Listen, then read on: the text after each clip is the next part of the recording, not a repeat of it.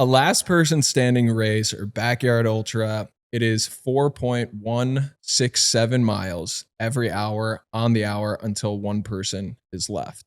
So you go into a race. Each course is a little bit different based on the terrain. This course had about 500 feet of elevation gain per loop. So the final elevation was just over 22,000 feet. But each course is a little bit different. But it's all the same format, like that amount of miles every hour on the hour until one person remains. So you go into this race and you don't know when it's going to end. And that's really the main challenge of the race, is stepping into a situation that you don't know the end is, where it's going to come, when it's going to come, who's going to be there, are you going to be there, when the obstacles that you're going to face are going to arise. And you got to kind of work your way through that. But hour 4, I experienced doubt until probably 28. That doubt was going back and forth. And what was different about this race compared to Arrowhead is I didn't allow it to attach itself to my identity. Like, you know, in your podcast with Dr. John, he was talking about how like detaching yourself from the feelings of things and getting in reality. Reality was, I had a system of running each loop the exact same way, walking the same spots, running the same spots, doing the loop in 52 minutes every single time. So if I got to the top of the hill at 20 minutes into the hour and I felt really great or really low, it didn't matter because I was at the top of the hill at 20 minutes. And so being able to put my physical and mental state as much onto what reality was telling me was super important. But God, I you know, a mile 40, I'm sitting there like, man, I got a podcast with Cedric. If I quit now, this is we might have to cancel the show. And you just go through all of that, and it's exhausting, but it's, you know, I don't meditate. I think running and doing these ultras is a lot like that, because I'm letting these thoughts and feelings come and go and not allow them to take hold of any. But you know, it comes to a point where you just got to keep putting one foot in front of the other. It's funny. Des said that yesterday. She was like, the simplest thing for me was coming to the point where I just had to tell myself the small things that just put one foot in front of the other and keep going. And I asked her, I'm like, well, I think that's really easy to say in the beginning of a journey or at the end. And I think that it really takes somebody earning to know what that really, really means. To put one foot in front of the other and just keep going.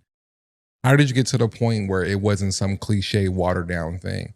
That one foot in front of the other is really what's going to get you through here, because you've tested it and it's worked before. Experience. I mean, I've had 3 different people reach out to me since this weekend that are running last person races this month and be like, what's your best advice that you could give? I'm running my first last person standing. I'm like, there's nothing I can say that is going to help you out there. Everything that you will learn that's of value, you will experience out there on that course, because you're going to tell yourself things that you wish you never knew about yourself. And in that moment, you're going to have to decide, is that true?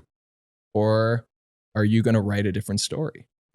I was listening to a documentary on Max Joliffe. He won the Moab 240 miles in Moab, Utah. And Cam Hanes had sent him a video message that essentially said he was in second place. There were 40 miles left. He had an opportunity to win the race. The guy in front was slowing down. And Cam Hanes said, everything is right in front of you. Everything that you want is right in front of you. Everything, all that pain that you just experienced, that you probably experienced, is all behind you. What you have is an opportunity to write the story the way you want it to go. And out on that course, when it got really low, when I had all these doubts coming in, I'm not good enough, man. This stinks. These other runners, they look stronger than me. They're not having these stomach, like all these pity party excuses, things.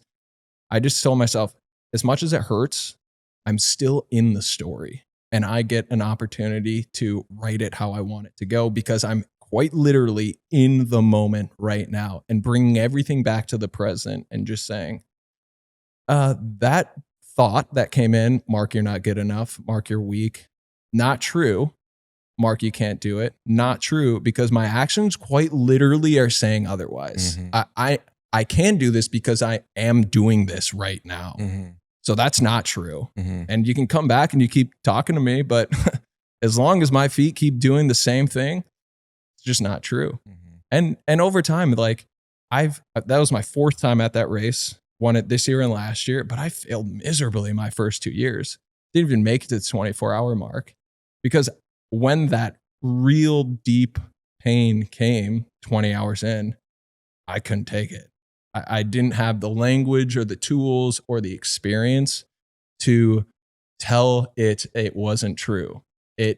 I believed it. And once you believe that you're not good enough, you're done. Yeah. You're done. Bro, what you're saying is so good. Because I think believing in yourself is one thing, but proving to yourself and you have no choice but to believe it because you've proven it is the answer to most things. Yeah.